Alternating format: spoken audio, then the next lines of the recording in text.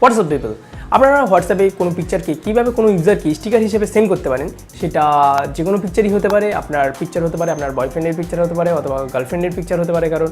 তো সেটা আমি এই ভিডিওতে বলতে চলেছি। আপনারা যদি এই চ্যানেলে নতুন হন তাহলে বলে রাখি, আমার নাম সুরজিৎ, আপনারা দেখছেন টেকটক উইথ সুরো। হোয়াটসঅ্যাপে কদিন আগে একটি নতুন ফিচার এসেছিল, সেটা হলো স্টিকারের ফিচার। আপনারা যে কোনো হোয়াটসঅ্যাপ ইউজারকে স্টিকার পাঠাতে পারতেন। সবার প্রথম এই ফিচারটি হোয়াটসঅ্যাপে বিটা ইউজারদের জন্য রোল আউট হয়েছিল এবং আস্তে আস্তে সমস্ত সাধারণ ইউজারদের জন্য রোল আউট হয়েছিল। কিন্তু এখনও অনেক ইউজার রয়েছে যারা হোয়াটসঅ্যাপটি প্লে স্টোর থেকে আপডেট করার পরেও এই ফিচারটি পাচ্ছে না। সো আপনাদের বলে রাখি, সেই সমস্ত ইউজাররা এই ভিডিওটির ডেসক্রিপশনে একটি হোয়াটসঅ্যাপের লিঙ্ক দেওয়া রয়েছে, সেখান থেকে আপনারা ইনস্টল করুন। ইনস্টল করার পরে আপনারা হোয়াটসঅ্যাপের যে স্টিকারের ফিচার রয়েছে সেটা উপভোগ করতে পারবেন।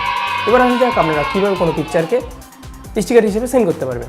সর্বপ্রথম আপনাদের দুটো অ্যাপ্লিকেশন ইনস্টল করতে হবে। একটি হচ্ছে ব্যাকগ্রাউন্ড ইরেজার এবং আরেকটি অ্যাপ্লিকেশনের নাম হচ্ছে পার্সোনাল স্টিকার ফর হোয়াটসঅ্যাপ। এই দুটো অ্যাপ্লিকেশন আপনারা প্লে স্টোরে পেয়ে যাবেন। ভিডিওটির ডেসক্রিপশনেও অ্যাপ্লিকেশন দুটির লিঙ্ক দেওয়া থাকবে, আপনারা ওখান থেকেও ইনস্টল করতে পারেন। ইনস্টল করার পরে আপনাদের সবার প্রথম ব্যাকগ্রাউন্ড ইরেজার অ্যাপ্লিকেশনটি ওপেন করতে হবে। ওপেন করার পরে আপনারা লোড ইমেজ করবেন, লোড ইমেজ করার পরে ডাউন করবেন এবং ব্যাকগ্রাউন্ড ইরেজ করবেন। ইরেজ করার পরে আপনারা ফিনিশ করে দেবেন। এমন করে মিনিমাম 3টে পিকচার আপনাদের ইরেজ করতে হবে, ইরেজ করে ফিনিশ করতে হবে। তারপরে পার্সোনাল স্টিকার ফর হোয়াটসঅ্যাপ অ্যাপ্লিকেশনটি ওপেন করতে হবে। ওপেন করার পরে আপনারা দেখবেন যে পিকচারগুলি আপনারা ইরেজ করেছিলেন সেই পিকচারগুলো ওখানে চলে যাচ্ছে এবং অ্যাড বলে একটি অপশন রয়েছে, অ্যাড করবেন। অ্যাড করার পরে আপনারা দেখবেন ওই পিকচারগুলো হোয়াটসঅ্যাপে চলে এসছে। আপনারা হোয়াটসঅ্যাপটি খুলুন, খুলে দেখবেন ওই পিকচারগুলো স্টিকার হিসেবে হোয়াটসঅ্যাপে চলে এসছে এবং আপনারা যে কোনো ইউজারকেই সেন্ড করতে পারবেন।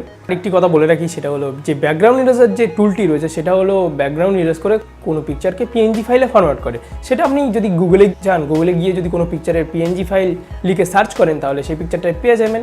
সেটিকেও আপনারা হোয়াটসঅ্যাপে অ্যাড করতে পারবেন।